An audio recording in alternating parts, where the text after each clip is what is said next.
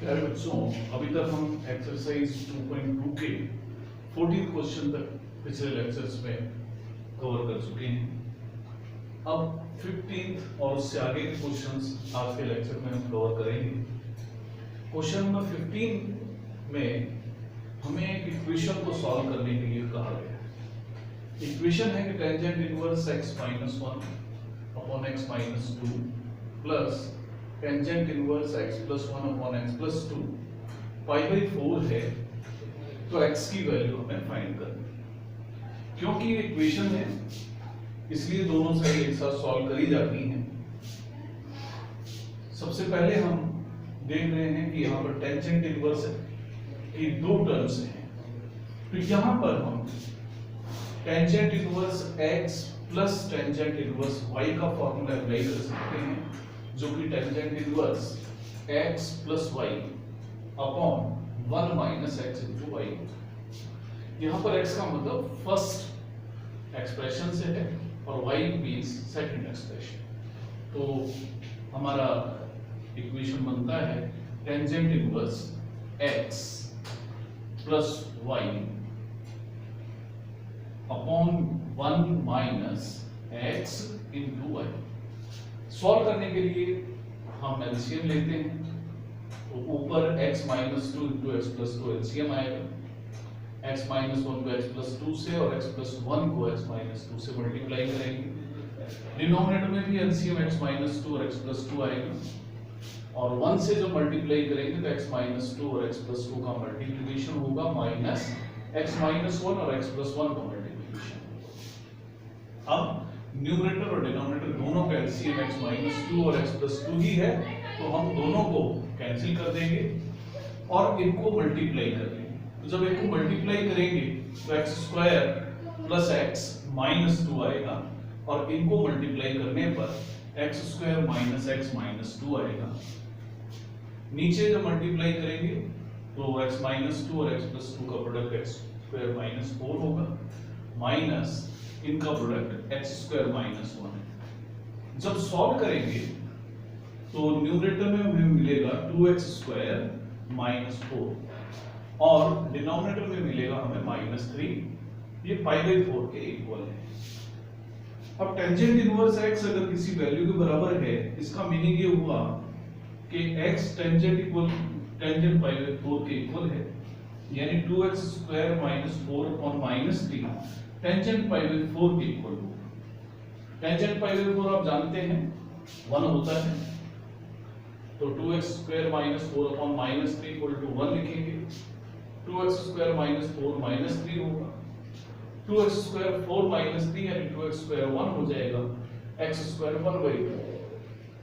x² 1/2 होगा तो x की दोनों वैल्यूज पॉसिबल है, +1/2 और -1/2। तो ये x की वैल्यूज हैं जो हम फाइंड करना चाहते थे। कई बार जब इक्वेशन को सॉल्व करते हैं x की दो वैल्यूज आती हैं, तो वहां हमें चेक कर लेना चाहिए कि क्या ये दोनों वैल्यूज इक्वेशन को सेटिस्फाई करती भी हैं या नहीं है। कई मौके ऐसे आते हैं जो x की दो वैल्यूज में से एक वैल्यू उस इक्वेशन को सेटिस्फाई नहीं कर रही होती, तो उस स्थिति में उस वैल्यू को हम छोड़ देते हैं।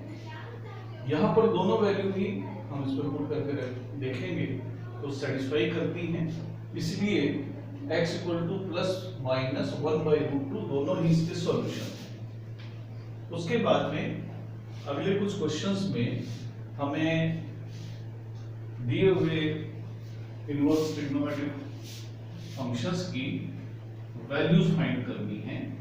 उसमें 16 क्वेश्चन है कि साइन इनवर्स sin 2π/3 की वैल्यू हमें फाइंड करनी है। ये क्वेश्चन नंबर 16। हमने एक रूल पढ़ा था कि साइन इनवर्स sin x होता है, लेकिन इसमें प्रीकॉशन भी रखना होता है। साइन इनवर्स sin x उसी स्थिति में होता है जब x प्रिंसिपल वैल्यू ब्रांच का मेंबर हो। यहां पर x -π/2 से π/2 के क्लोज इंटरवल में होना चाहिए, यानी x या तो फर्स्ट क्वाड्रेंट में होता या फोर्थ क्वाड्रेंट में। यहां पर 2π/3 सेकंड क्वाड्रेंट का एंगल है, तो इसलिए इसकी वैल्यू 2π/3 तो नहीं। तो ऐसी स्थिति में हमें इस एंगल को चेंज करना है और एक ऐसा एंगल बनाना है जो इसी के इक्विवेलेंट हो और हमारी प्रिंसिपल वैल्यू ब्रांच में लाई भी करे। तो हम sin 2π/3 को ऐसे भी लिख सकते हैं, यानी sin π - π/3। आपने पढ़ा है 11th में sin π - थीटा sin थीटा होता है, तो यानी sin π - π/3 को हम sin π/3 भी लिख सकते हैं। यानी गिवन एक्सप्रेशन जो है sin इनवर्स sin 2π/3, इसको हम ऐसे भी लिख सकते हैं क्योंकि दोनों ही एंगल सेम है। और π/3 जो एंगल है वो प्रिंसिपल वैल्यू ब्रांच में है, इसलिए हम लिखेंगे sin inverse sin 2π/3 π/3 as π/3 belongs to -π/2 to π/2। तो इस एक्सप्रेशन की वैल्यू π/3 होगी, ना कि 2π/3। इसी क्रम में हम एक और क्वेश्चन ले रहे हैं। क्वेश्चन है क्वेश्चन नंबर 17 है, tangent inverse tangent 3π/4।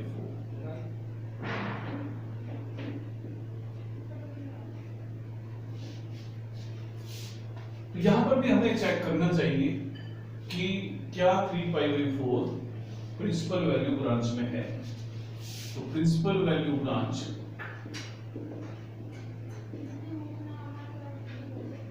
For tan inverse x is -π/2 to π/2 open and 3π/4 not belongs to this principal value branch, इसलिए हम इसको कन्वर्ट करते हैं। टेंजेंट 3π/4 को किसी ऐसे एंगल के इक्विवेलेंट लिखते हैं जो इसी के बराबर हो, प्रिंसिपल वैल्यू ब्रांच में भी। 3π/4 को हम 5 - π/4 भी लिख सकते हैं। और हमने पढ़ा टेंजेंट π - थीटा -tan थीटा होता है, यानी ये माइनस टेंजेंट π/4 के बराबर। कारण है कि टेंजेंट π - थीटा -tan थीटा के इक्वल होता है। और माइनस टेंजेंट π/4 को हम टेंजेंट -π/4 भी लिख सकते हैं, यानी टेंजेंट 3π/4 टेंजेंट -π/4 के इक्वल है और -π/4 इस प्रिंसिपल वैल्यू ब्रांच का ही मेंबर है। नाउ